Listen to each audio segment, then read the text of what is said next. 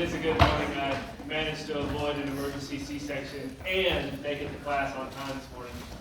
So my very best you laid down and tried to have a baby last night, and apparently I should have gone out there at about 4 o'clock this morning because she tried to give birth, and the baby came out like this, or tried to come out like this, when they're supposed to come out like this, and so all she got out was the head, and then stuck the shoulders, and so when that happens, the head starts to swell, because it can't get blood flow, so I go out there and find this big-headed little bastard sticking out, and I was luckily able to get in there. She's had a lot of babies, so I was able to get in there and pull the legs forward and get it out. I had placenta juice all over me. I was out of gloves, of course, so I'm raw dogging it in there. And got him out. Got him out. It's done. I'm here. The lamb's okay. The head is so when they swell like that, the swelling's got to come down before they can nurse. So after I go through exams and stuff, I'll go home and tube it and whatnot. So anyway, speaking of exams, you are now free to come look at your exam. So just come on in and we can go through it. Don't have a ton of time before we turn around and do exam 3, so you're going to want to do that like this week or next week. That's kind of it. And just to let y'all breathe just a little bit, exam 3 is easier than exam 2 by a lot.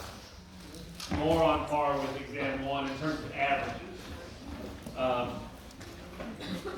But a lot of that is because it's like, oh shit, he was serious when he said, I have to know how to explain it. So, anyway, we'll talk about your exams one-on-one. So today we're going to talk about chapter 11, which is reproductive behavior. And the majority of this chapter is going to focus on the male, right? We've been talking about the male.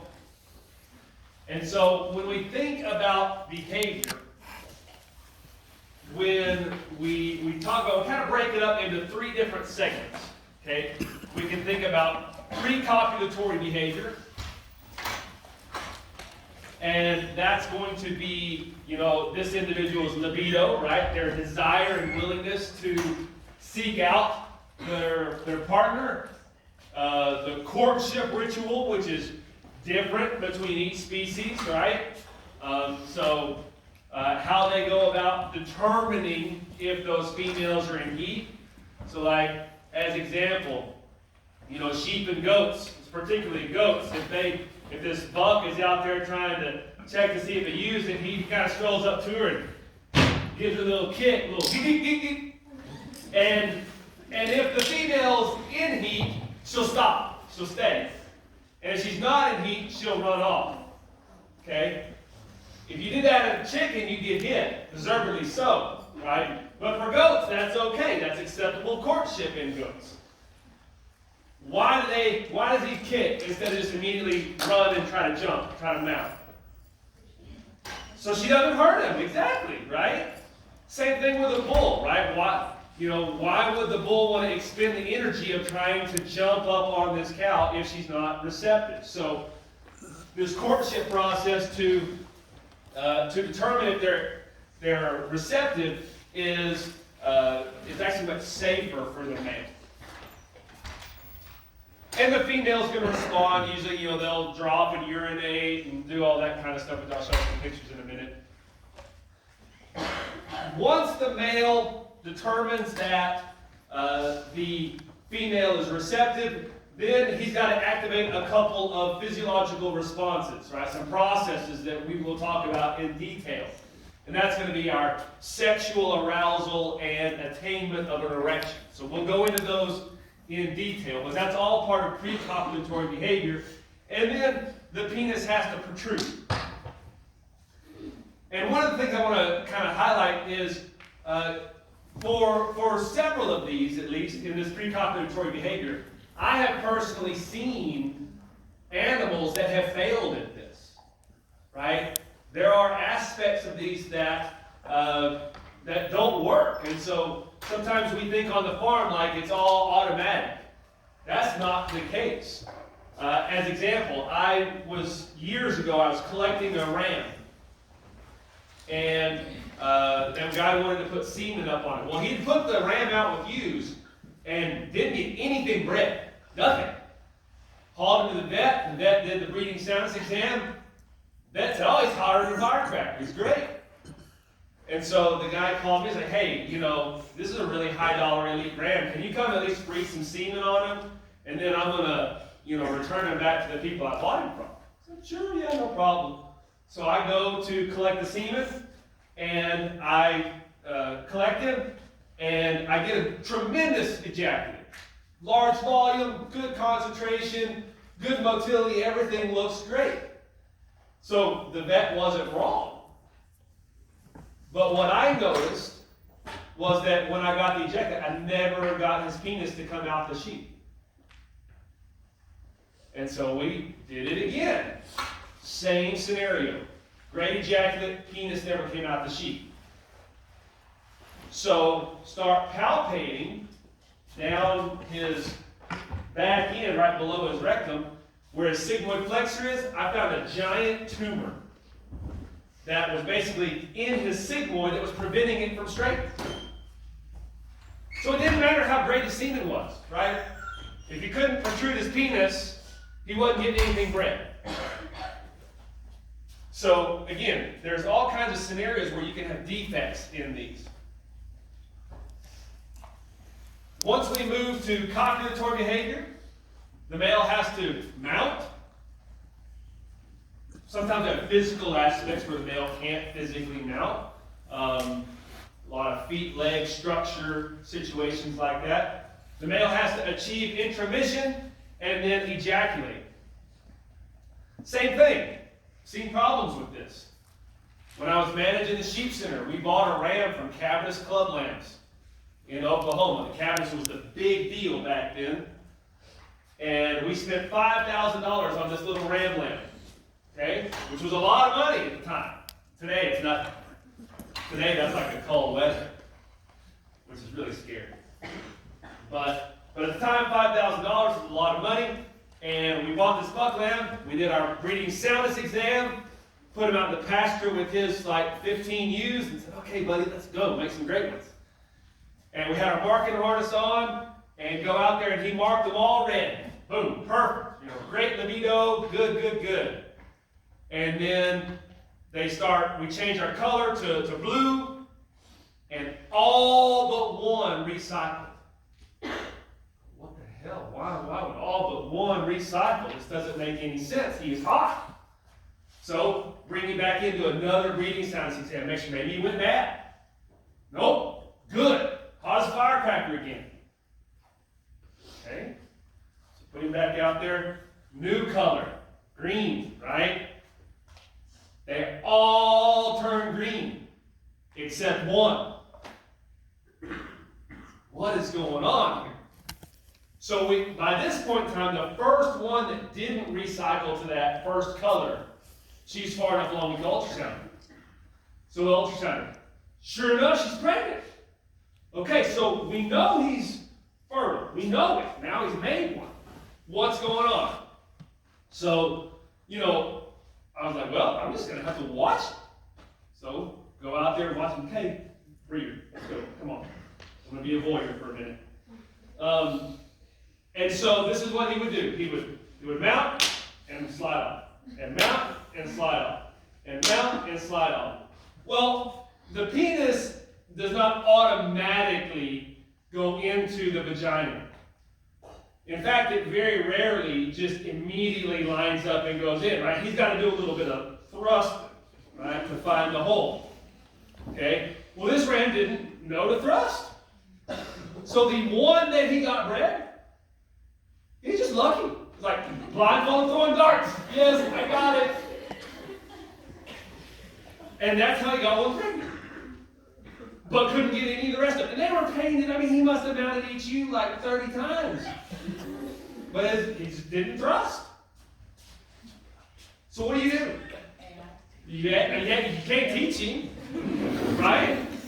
So he's a dud. But you don't think about that this could be a problem, right? Now, I never thought about it, but now I've seen it. Now I know. So just the job of achieving intromission is not foolproof.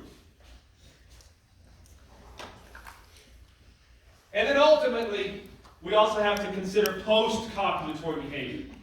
Okay? So this is the dismount. The male is going to go through what we call a refractory period. This is a period of time when no matter how many other females are around or how much that first female wants to be mounted again, he physiologically can't. He can't achieve an erection. It's impossible. So he has to have that recovery time. And then ultimately, there is a memory created. So I got another story on that one. So a client of mine had bought a jump from this elite billy goat. And so the guy who owned the elite billy goat didn't live very far from my client, so I'll just bring the goat by. You can collect him, and then y'all can AI to him fresh, right? And so we've got this billy goat in the pen, and I've got my artificial vagina, and I'm down there waiting, right? And the goat's doing his little thing, little goo-goo, you know, kind of not very excited, goo-goo, just, yes, maybe, you know. And so I'm trying to collect this buck, and I've got my artificial vagina, and they get cold, right? They cool off, and that's a pain in the butt when they cool off, because then you got to stop and reset it, and everything takes a long time. And so the guy who owns the buck is telling me a story about this buck while I'm down there. So apparently someone in Kansas, this was in Texas, apparently someone in Kansas had wanted to buy an ejaculate from this buck. So the guy said, hey, no problem, $10,000, I will load him up and I will bring him to you. So they loaded the buck up, drove him up to Kansas, and they had the pen ready to go. The buck had always been fine, collecting fine. He was young, but had always been fine. Well, right at the time that this buck was about to go to mount the chutes for the collection, the owner who was there had 3 small kids. And it just so happens that all 3 kids kind of jump up on the edge of the pen to watch at the same time and scared the shit out of the buck. And he slipped and kind of just got disoriented, and he was done. He said, nope, I'm out. So the guy had to load his buck up and bring him home, short $10,000 because he didn't get a check, right? And so now, from the memory of that, this buck is very hesitant. So it's a struggle to get him excited enough and trusting enough to breathe while somebody's sitting there, right? And if I'm not sitting there with my AB, I can't do it, right? Well, that's a big deal when every jump's $10,000. So that memory is important. We have to keep that process good. And so a lot of that has to do with how these stud facilities operate or how we go about artificially collecting. So I'm trying to emphasize how important this aspect of behavior is. It's not just pure innate, never messes up, no issues, whatnot. Now, we spent a lot of time talking about male behavior. This is kind of an interesting slide talking about female behavior and the female's role in seeking out the mate.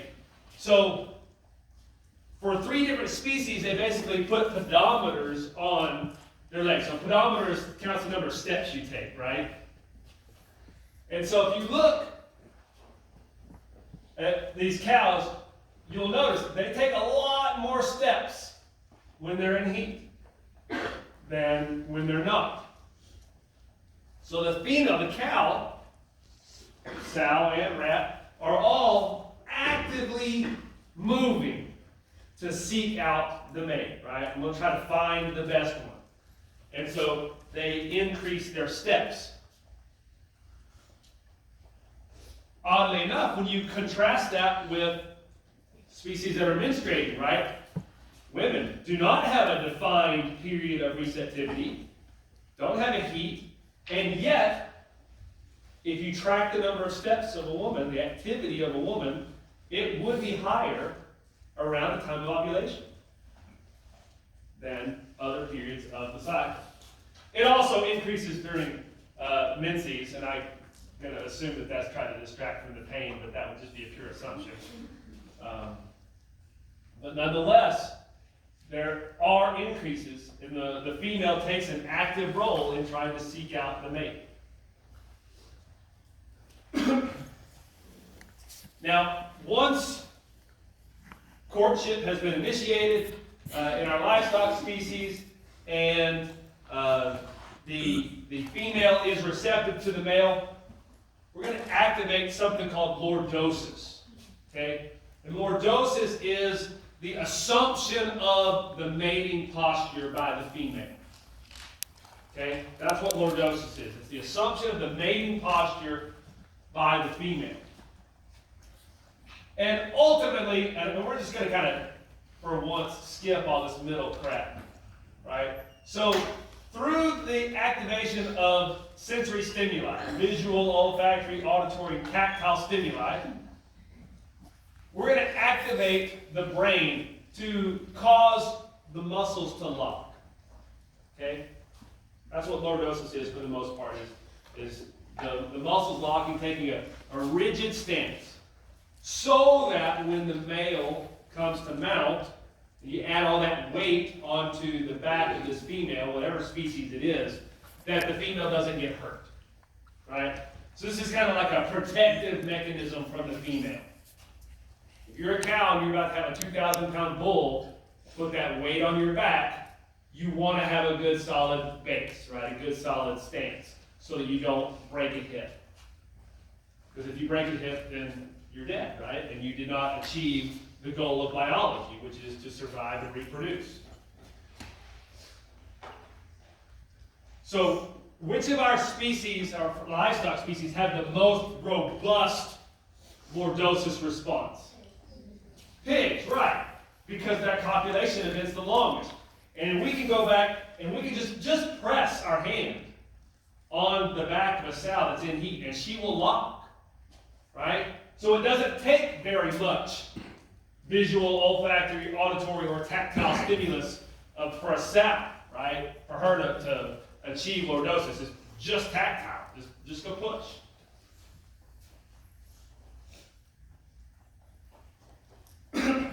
So this is called the flamen response, not flaming, flamen. Oh man, there we go.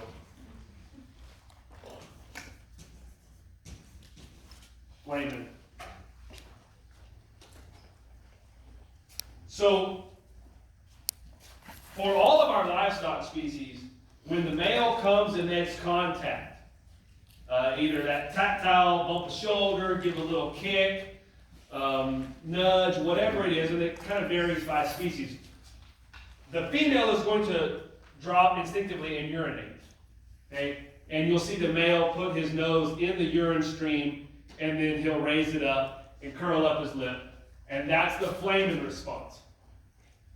And in this vomer nasal organ is this pheromone sensors, like receptors for pheromones.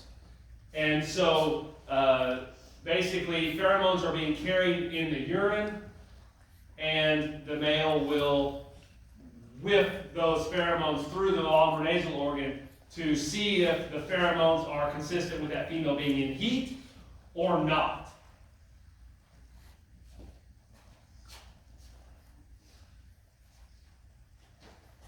All right, I like this picture. There's a lot going on in this picture. So this is a bull stud. This is a bull stud. So they are collecting the semen from each of these bulls to freeze to sell, right, to commercial dairies. Obviously, all these are Holsteins, so these are dairy bulls, right? So what do we got going on here? So this is the days or the morning's battery of bulls that they plan to collect. Okay? And so what they've done is they've brought all of the bulls into their own individual stanchions to watch. Okay?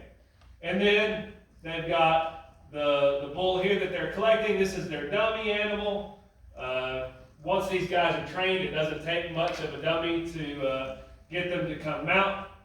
And then obviously you've got the guy who handles the bull. Now what you're missing here is the person who's got the artificial vagina that's going to be there to collect it. Okay?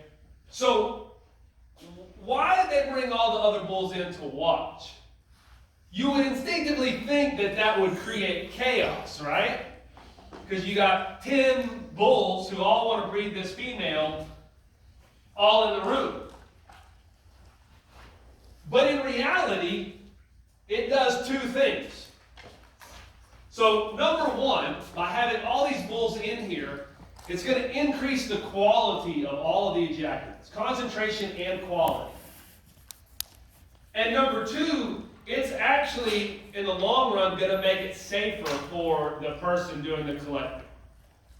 So why does it increase quality and quantity of our ejaculate? We'll talk a little bit about the hormonal control of ejaculation here in a bit. But when these bulls are watching, right, they're activating all of that sensory stimuli, right?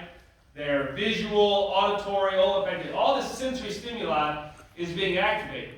And that's causing the release of oxytocin. Okay, we talked about oxytocin before. And oxytocin is responsible for moving sperm up from the epididymis into the ejaculatory position. So the more oxytocin that I get these bulls to release because of their arousal level, the more sperm I'm going to get in my ejaculate. So I'm going to get a more concentrated, higher quality ejaculate.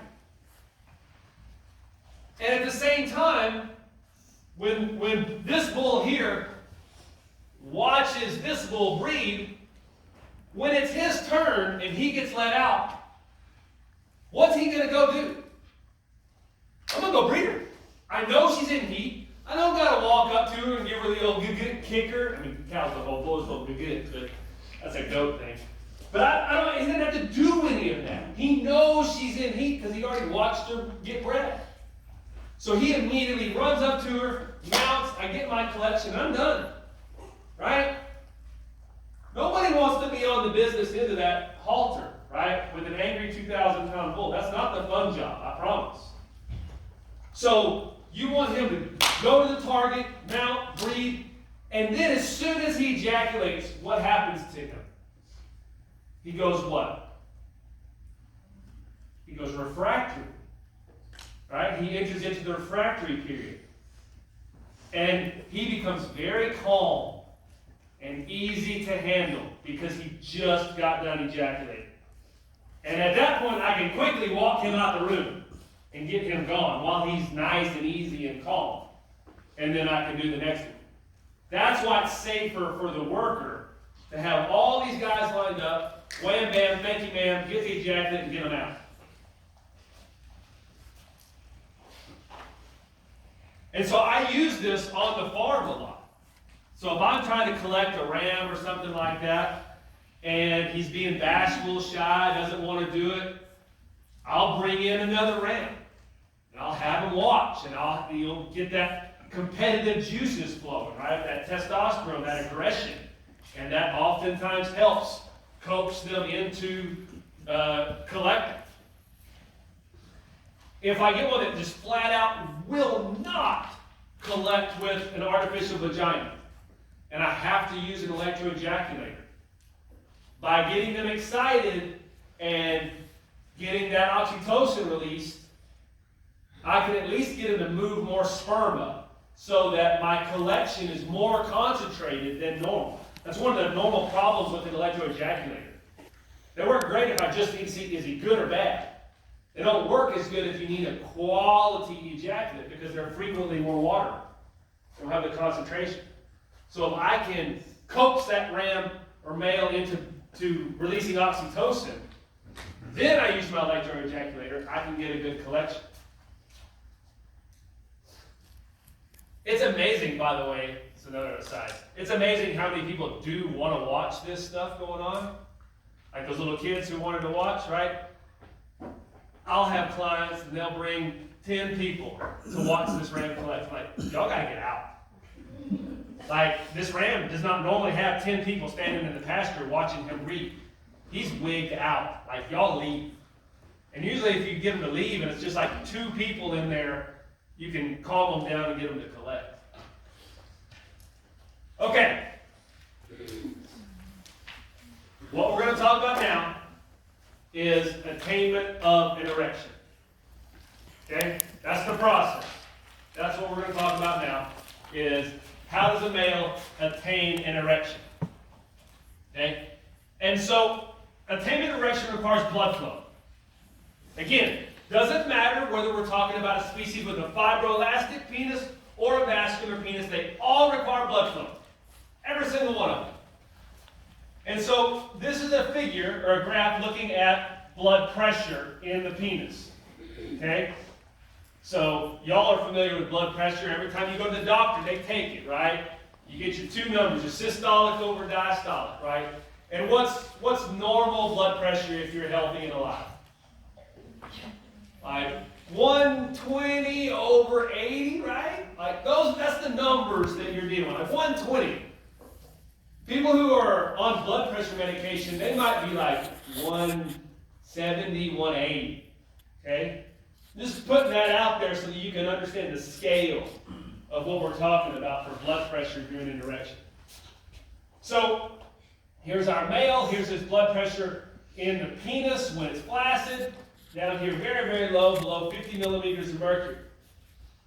And the first thing that has to happen, first thing, step number 1, is this male has to become aroused, right? We have to have some kind of stimuli. Visual, tactile, olfactory stimuli, something. And what happens when that male becomes stimulated is we get vasodilation. So the blood vessels get bigger. And we're talking about the blood vessels that are going into the penis. Okay?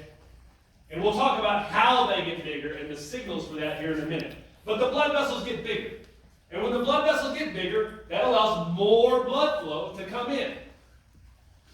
And so we can notice that blood pressure starts to creep up as we get more blood flow coming into the penis. Now, this is a key. It's not just about increasing to the flow into the penis. Okay? That's a big part of it. But we also have to prevent blood flow from leaving the penis.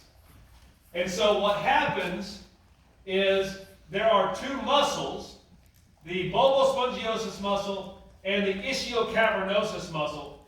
These muscles will contract. And when they contract, they clamp off the veins of the penis. Okay? So remember, arteries go to, veins go away. So the penile arteries got bigger from vasodilation. The penile veins got clamped off and closed because of the ischiocavernous and bulbospongiosus muscles. So now we have a whole bunch of blood flow coming in and no blood flow leaving. Okay? And when that happens, pressure skyrockets. Way up here to 6,000 millimeters of mercury. Very, very, very high pressure situation. And at this point, erection has been achieved. Right? Got blood flow coming in, no blood flow going out. Blood pressure increases, and the penis has now become rigid.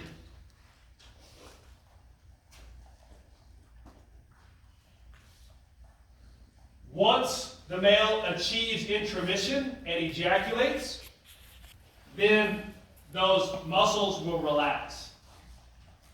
And then when they relax, that opens up the veins and the blood goes rushing out the penis. Right? And so you'll see that blood pressure go back down, until it gets low again during the refractory period. So somebody tell me, based on looking on this graph, what species do you think this graph is depicting?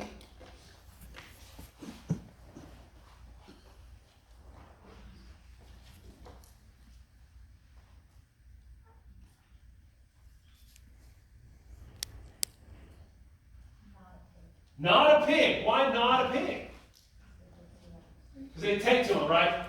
A lot of times people look at graphs and they don't pay attention to the axis, right? So I pointed out the axis showing you about that we're measuring blood pressure, but I didn't mention anything about the time axis here and how fast this takes, right? This is seconds. Okay? So obviously it's not the boar, because the boar's got to attain an erection for about 20 minutes, right? Because that's how long it takes him to copulate.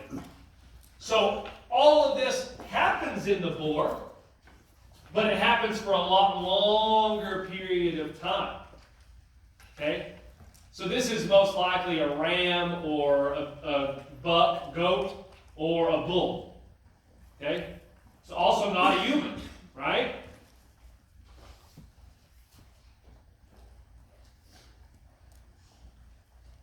So this is just a different way of saying everything that we just got done saying. And I'm going to kind of flip through this stuff. So let's talk for a second, right here. Let's talk about how those penile arteries underwent vasodilation. Okay? We know that they have to vasodilate. Now, let's talk about how that happened. Okay? So we started that last graph with a flaccid penis. Low blood flow, flaccid penis. And so, in a normal scenario, we've got, in the penis, we've got adrenergic neurons that are releasing norepinephrine, and that's keeping the blood vessels constricted, small, minimal blood flow. Okay? Now, in response to arousal, okay, so when that male gets aroused, tactile, visual, auditory, pheromonal stimuli, what that does is it sends a signal to the brain to activate the NANK neurons to release nitric oxide. NO is not no, it's nitric oxide. And nitric oxide causes muscle relaxation, which in the case of a blood vessel that's surrounded by muscle, when it relaxes, it gets bigger. Right? It allows it to expand. So nitric oxide from the NANK neurons is what causes vasodilation.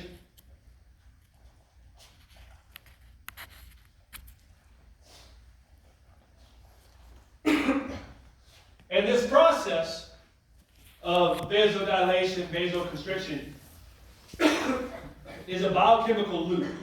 Okay? That's what it is.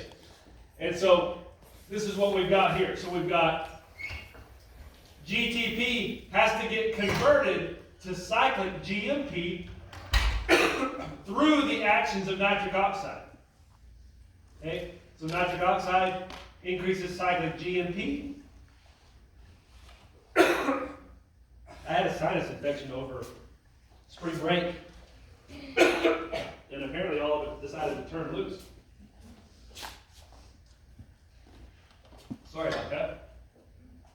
So we got nitric oxide increasing cyclic GMP, which is what's causing that smooth muscle relaxation and vasodilation. Now, to go the other way, to go back to flaccid, penis, there's this enzyme called phosphodiesterase 5. And phosphodiesterase 5 converts cyclic GMP back into regular inactive GMP. Okay, so we just created a loop. If we want an erect penis, then we have nitric oxide, make cyclic GMP, and if we want to go flaccid again, then phosphodiesterase 5 breaks down cyclic GMP, and the penis will go back to flaccid, right, in a loop. Now, at the bottom here, you see that phosphodiesterase 5 can be inhibited by something called sildenafil. Does anybody know what sildenafil is? What's the trade name for sildenafil? It's Viagra. Sildenafil citrate is Viagra. And so, when we talk about attainment of erection, you need to think about erectile dysfunction, right? Just watch a weekend of golf on TV and you're going to see 27 commercials of different products for erectile dysfunction. Okay? Well, sildenafil citrate or Viagra was the first one. How did it work? Okay? Well, sildenafil citrate inhibited PDE5. So if you think about this as a loop, if you inhibit PDE5, then that means that you get an accumulation of cyclic GMP, right? If I get rid of this enzyme, then this product accumulates. And if cyclic GMP accumulates, then that allows for vasodilation and attainment of an erection. Yeah. Does nitric oxide also, like if you're taking blood medication that has nitric oxide, increase that as well? It probably would. It probably would. In fact, sildenafil started as a high blood pressure drug. And they just noticed that the side effect was erection.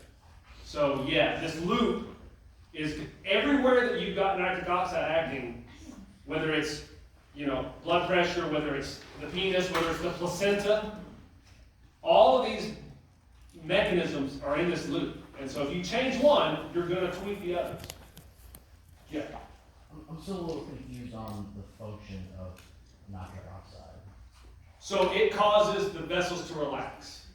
And it does that through converting GTP into cyclic GMP. Okay. So it's facilitating this reaction. Okay? So if you were trying to solve a problem of erectile dysfunction, there are two ways that you can think about going and doing it, right? You could work on the bottom side of this pathway, which is the most common way, to inhibit PDE5, or you could theoretically work on it from the top side of the pathway. And so if you are at the convenience store, they always have that shit standing on the counter right there, like horny goat weed, all that crap they try to sell to the guys who are insecure. If you read the label, almost all that stuff has nitric oxide or citrulline, something that's going to increase nitric oxide. Now, none of that stuff's been through clinical trials and been proven, but nonetheless, that's what they're trying to say. Like, hey, let's work on this side of the pathway. Nitric oxide comes from arginine, which is an amino acid, right? That's super simple, super safe, very common. So it's easier to play with the top side of the pathway when you're talking about G and C over-the-counter snake oil crap compared to the bottom side of the pathway. Yeah. So one more thing, and I'll leave you alone. If you're going to inhibit PDE5, is that also going to cause the erection to even prolong even after ejaculation? It could. I mean, well, I don't know about after ejaculation. I don't know about that. But I mean, again, if you listen to the commercials, it says if you have an erection lasting more than 4 hours, see a doctor. And what's a doctor going to do? Don't ask me questions, I'm not that old.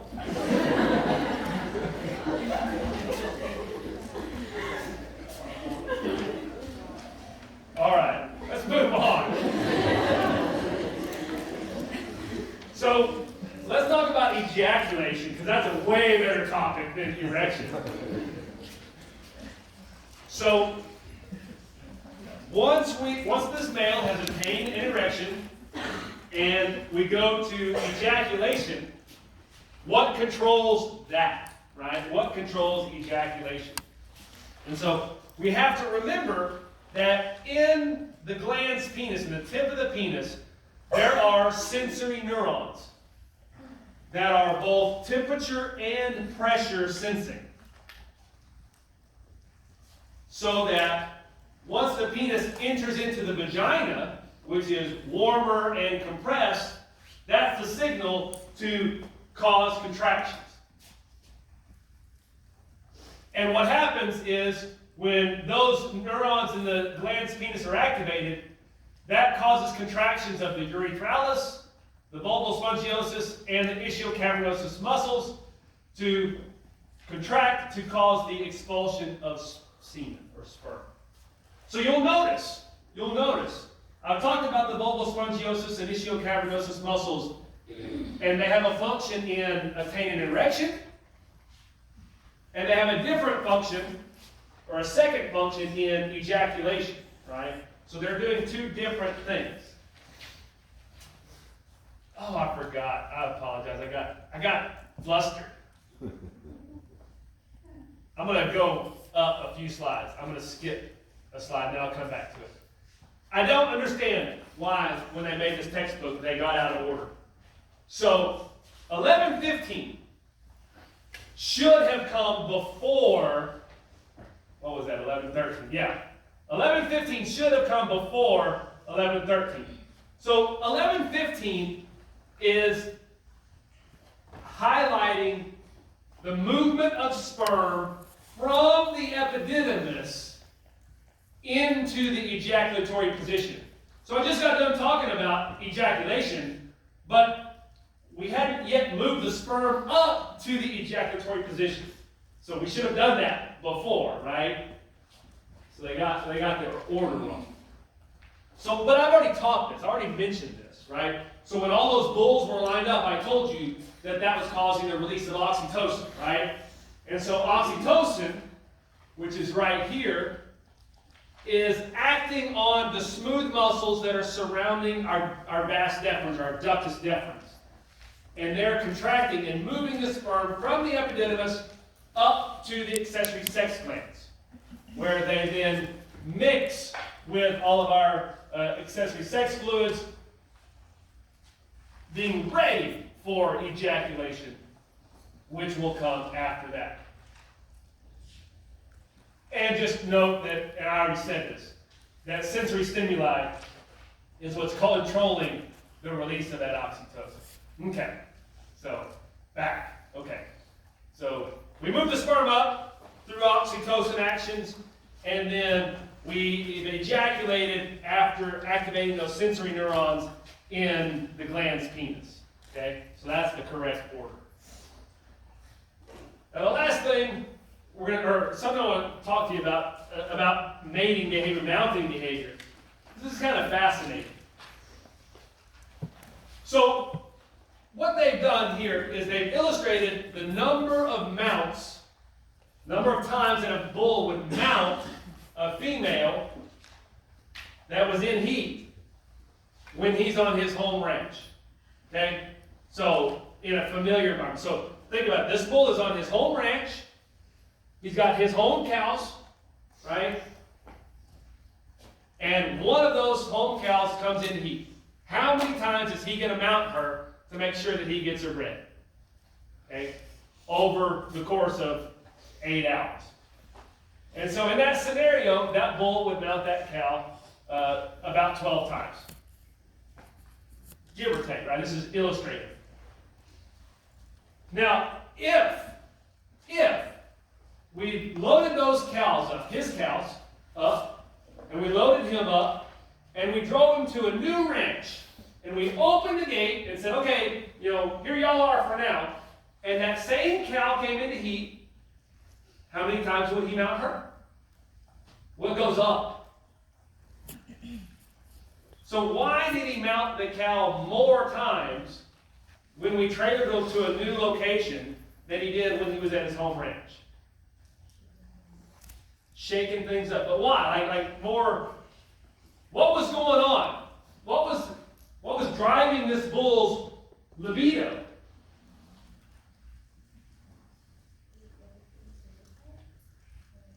Other things to look at? The threat of another bull. The threat of another bull, right? That's what he's worried about. What if there's another bull? What if there's a bigger, badder, better bull that could kick my ass if he strolled up? I better get this female bred, because my job is to spread my genetics, right? So he ups his game, and he breeds her more times, because he doesn't know when the next more dominant bull might come up. At his home ranch, he knows he's the dominant bull, right? So it's the threat, the uncertainty. Now, if we go back to our home ranch, where he's comfortable, but we bring in a new trailer load of cows and we dump them out, and one of those cows is in heat, how many times is he going to breed her? Well, it's a lot more, right? He's a lot more excited to breed these new cows. Why?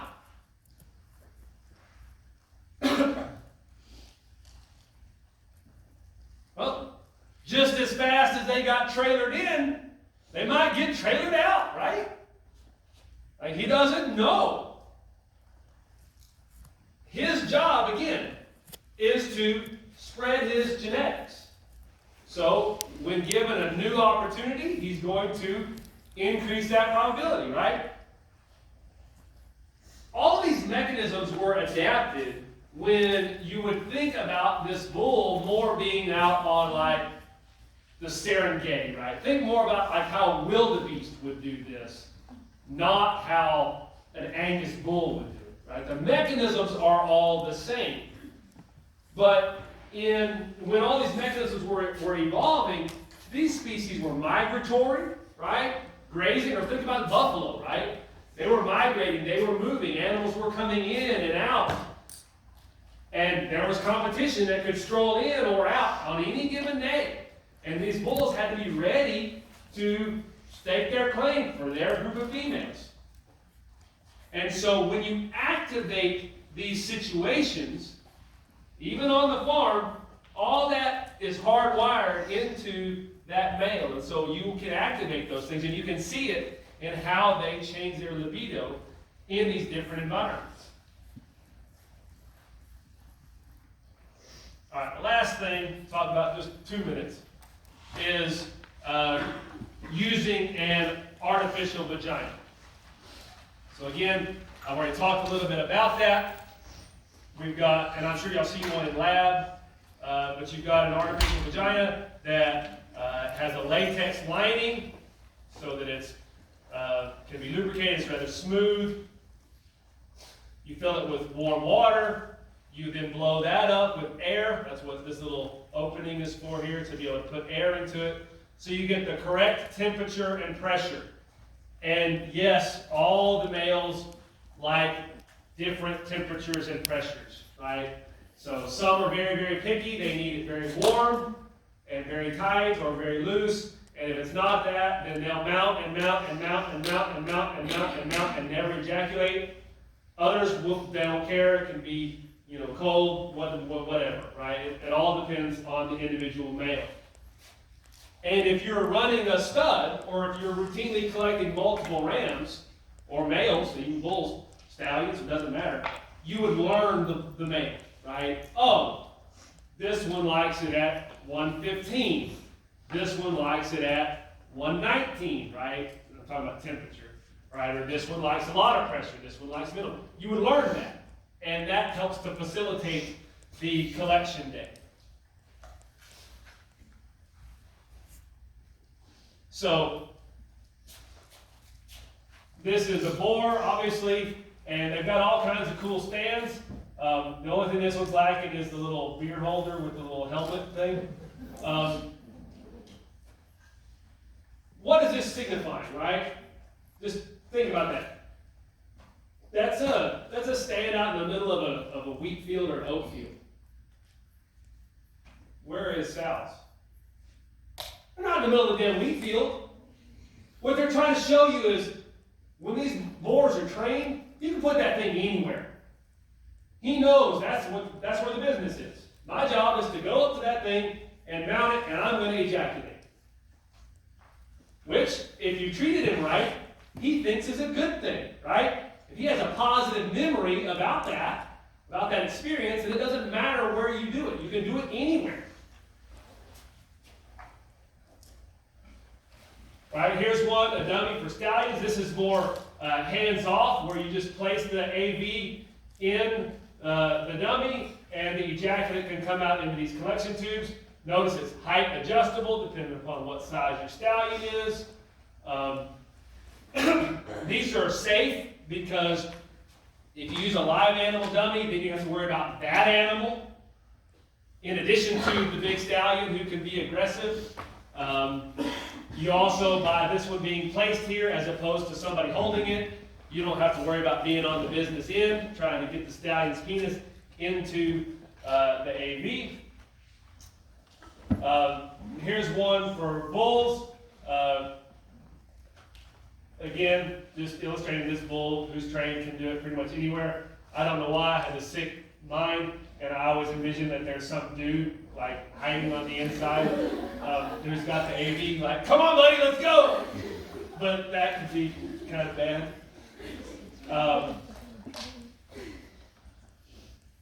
But obviously you got this, but you've already seen how they did the dairy bulls, and that's more common, right? Where you just got a stanchion facility and somebody's running the AVs, and they're just cycling them through. Okay, cool.